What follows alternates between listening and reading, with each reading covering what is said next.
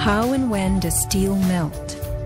Steel melts at temperatures of 2750 degrees Fahrenheit and above, attained only in a blast furnace or when a powerful incendiary such as thermite is used.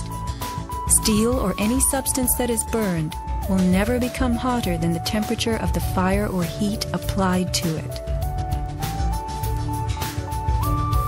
An open-air hydrocarbon fire reaches a maximal temperature of some 1200 degrees Fahrenheit in a dirty or uncontrolled burn, characterized by red-orange flames.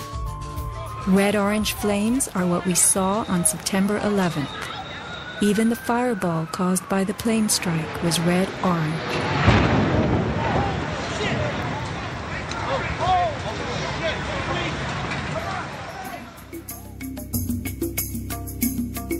A controlled burn falls between a dirty burn like a fireplace and a controlled environment, the blast furnace. A controlled burn employs a regulated mix of air and fuel, an example being your gas stove or the engine in your car. You can fire up your gas stove all day long, making soup, roasting a duck, or simmering a stew. Made of steel, your stove will not melt, and nor will your pots and pans.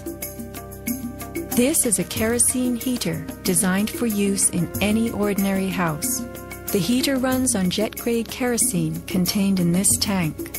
Made of steel, the heater can operate all night and all day.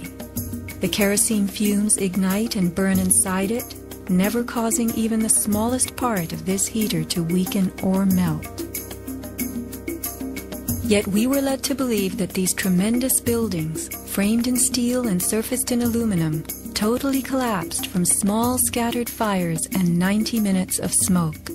Take note of these hurtling beams, thrown laterally outward as the tower comes to earth. Would fire have the strength to eject such huge hunks of metal? Thermite. An incendiary used by the military, thermite is a compound of iron oxide and aluminum, which when ignited sustains an extreme heat reaction, creating molten iron. In just 2 seconds, thermite can reach temperatures over 4,500 degrees Fahrenheit, quite enough to liquefy steel. This is thermite melting the engine of a car. We know that open-air fires cannot burn hot enough to melt steel, but metal had melted at the base of the towers. The second product of a thermite reaction is aluminum oxide, visible as white smoke. Was thermite used in conjunction with explosives on September 11th? Watch this very bright substance pouring from the 81st floor of the South Tower.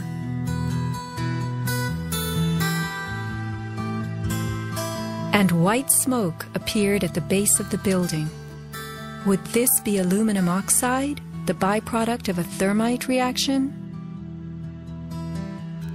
Appendix C of the FEMA report describes sulfur residues on the World Trade Center steel. The New York Times called this the deepest mystery of all. Sulfur slightly lowers the melting point of iron, and iron oxide and iron sulfide had formed on the surface of the structural steel. Sulfur used with thermite is called thermate, producing even faster results.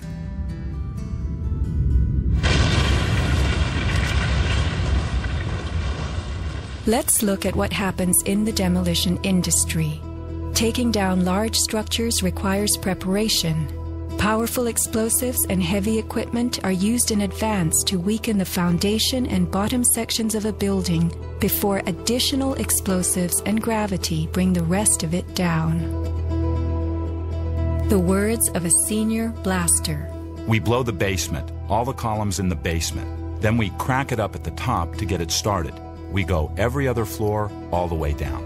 Every explosive has a timer on it, that's why it's controlled. When the columns go, each floor goes down and impacts the one below and keeps going. Here's what demolition experts use in steel-framed buildings: the linear shaped charge. It's a chevron-shaped or V-shaped charge that you can focus at a specific target, and it's lethal. It generates around 3 million pounds per square inch pressure at a speed, depending on the explosive inside the shaped charge, in excess of 27,000 feet per second. Besides the unfathomably powerful shaped charge, blasters have a lot of tricks. There are over 1,000 different types of explosive. Different because they detonate at varying speeds. With the use of delays, we can control pretty much where the debris lands. We can control vibration. We can control noise levels. Timing and delays are the key to just about everything in our business.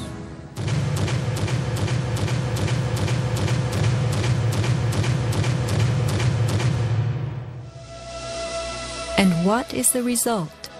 The thing that pleases me is the fragmentation and the control.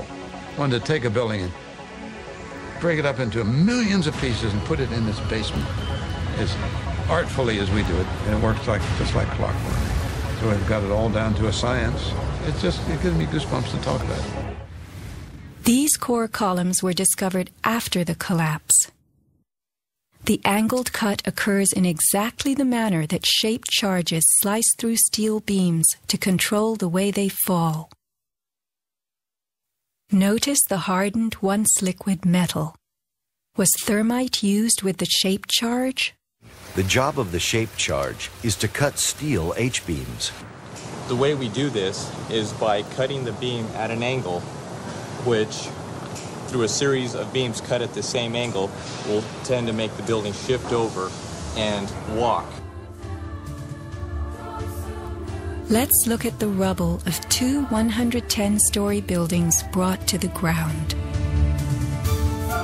In a 7-story crater lie nearly 2 million tons of debris.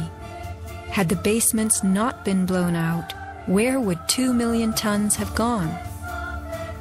Heaped on the ground, ready to slide and spill? The art of controlled demolition.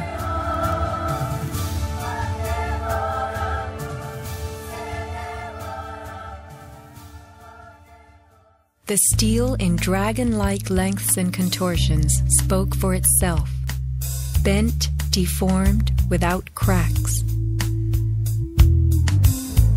I found it hard to believe that it actually bent because of the size of it and how there's no cracks in the iron.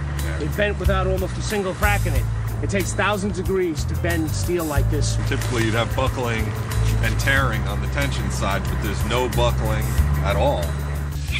There's no buckling at all. Here is the meteorite, molten iron fused with concrete. And architects, engineers, people who work with steel, welders have just never seen the level of destruction and the level of deformation of this material in our lives. It is true that heat expands steel. In a fire, steel members may swell and bend slightly.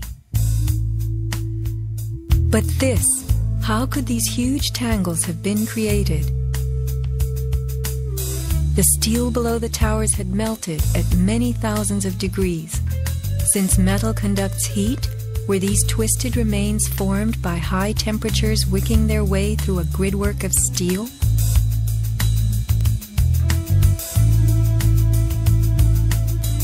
Explosives also deform steel.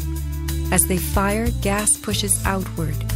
The force of the gas can easily bend a large steel column.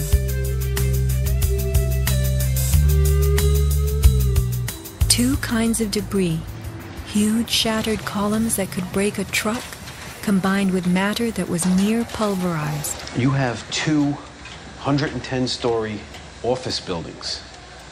You don't find a desk. You don't find a chair. You don't find a telephone, a computer.